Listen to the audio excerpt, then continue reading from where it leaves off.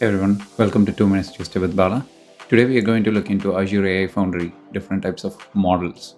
Let's get started. So once you navigate into the model catalog on the left-hand side here in the portal, and you can see the announcements tab on the top, which gives you all the new announcements that's happening within the portal. What are the new models that are being launched? And then the next level, if you go, you see the model leaderboards. So here they qualify with the performance and other criteria. You can see the quality, which are the models that are performing very well related to the safety here, and then with the cost throughput. So these are the different modelship leadership board. So if we move further down, this has a lot of catalog items available.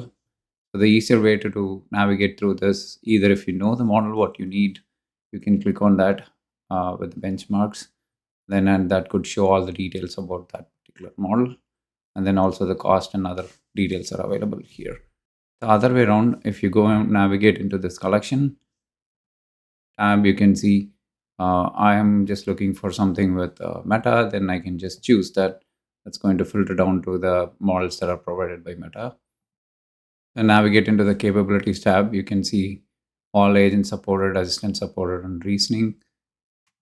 And then in the task, you can see if you are specifically looking for picture or audio generation or text completion, those kind of things are available here. So you could choose one of them that you're looking for.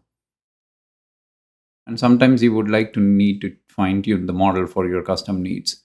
So in that case, you can check out this fine tuning tasks and pick the model that works for you.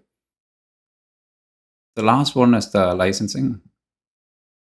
So in the licensing, you see custom licensing or MIT or open source models. And also you could do a comparison. In this case, we've selected 3 or 4 models, and you can see the comparison between, and this helps you choose which model works better for your business needs. That's all for this week. I'll see you again next week with another topic. Thanks again for watching.